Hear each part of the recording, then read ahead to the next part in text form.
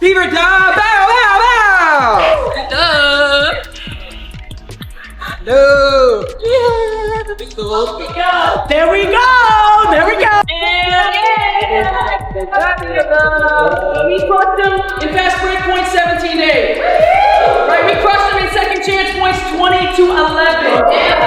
Okay, all of those things, y'all. After that humiliating body check from Skylar Diggins during their final game of the previous season in August 2024, the Seattle Storm walked into their 2025 rematch with the Indiana Fever thinking they could push around Caitlin Clark all over again. But what they didn't know, what nobody could have predicted, was that Clark would have the worst shooting night of her season, and still walk away with the win. Because on that night, her teammates became warriors. They didn't just survive. They dominated. So how did Aliyah Boston step up? And how did Kelsey Mitchell and Lexie Hull make history while silencing the Seattle Bullies for good? Let's break it all down. But first, if you support the Fever, comment, "I've got the Fever," down below. Let's go.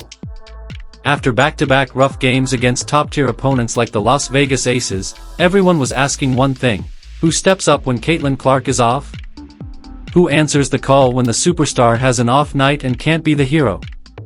Back on August 18, 2024, that question was already on people's minds.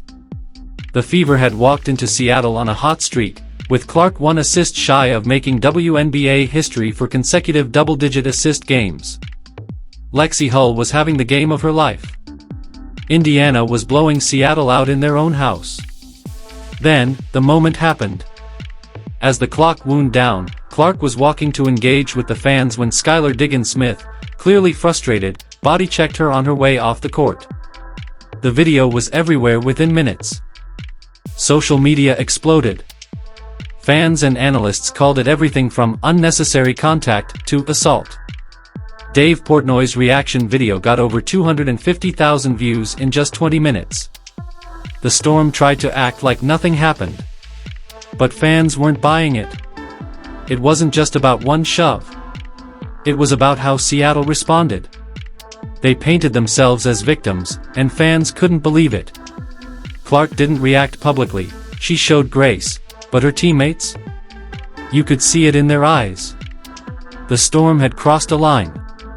And they weren't going to forget it. Fast forward to June 24, 2025. The Fever returned to Seattle. And the moment of revenge had arrived. But then, Clark started to struggle. She couldn't buy a bucket. Her mechanics were off. Her shots weren't just missing, they were completely off target. She went 3 for 13 from the field. She missed all 6 of her three-point attempts. And as the game wore on, the Seattle crowd could smell blood. Every clank off the rim drew louder cheers. The crowd was trying to break her, and under normal circumstances, maybe it would have worked. But this wasn't the same Indiana Fever team from last season. They had evolved. And on this night, 3 players stepped into the spotlight with one mission: silence the bullies. Aliyah Boston, Kelsey Mitchell, Lexie Hull. Let's start with Boston. What she did was nothing short of breathtaking. With Clark struggling, Boston took control. She wasn't just scoring, she was imposing her will. She attacked the rim with strength, footwork, and a level of aggression that Seattle couldn't match. Every time she touched the ball, she made something happen. She spun around defenders.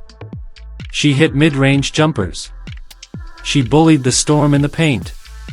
She wasn't just playing, she was dominating. By the time it was over, Aliyah Boston had dropped a career-high 31 points.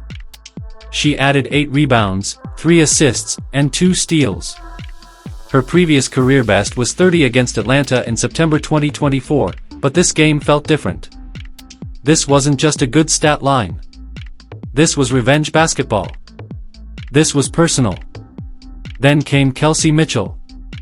While the Storm were trying to shut down Clark, they forgot about one of the most dangerous shooters in the league. Mitchell took full advantage. Every time the Fever needed a bucket, she delivered. Step-back threes. Quick pull-ups.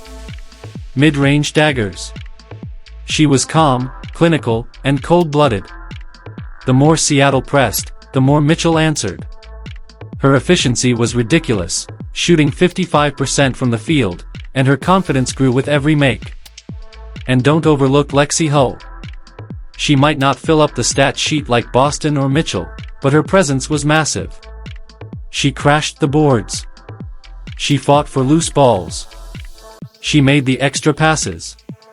She defended with grit. Hull's hustle plays don't make the highlight reels, but every coach in the league knows how valuable they are. Her energy helped turn the tide and gave Indiana second chances on nearly every possession. So, on the night Caitlin Clark had her worst scoring game of the season, just 6 points, her team had her back. That's what makes this game so special. This wasn't about individual revenge. This was team redemption. The Storm tried to humiliate Clark last season, but the Fever made it clear, you mess with one of us, you mess with all of us. The best part? Clark didn't pout. She didn't force shots or play selfishly. She kept passing. She kept trusting. She let her teammates shine. That's what leaders do. And it paid off. When the final buzzer sounded, the Fever walked off the court victorious, not just on the scoreboard, but in the court of public opinion. Seattle's bullies had been humbled. The Storm, who once looked like the veterans teaching rookies a lesson, were now the ones getting schooled. And the Fever? They proved that they're no longer just a team with a superstar. They're a full squad. Dangerous. Focused. United. This was more than a win. This was a statement. Caitlin Clark may be the face of the franchise, but Indiana's heart beats as one. And the rest of the league? They've been warned. This team isn't just building something, they're coming for everything.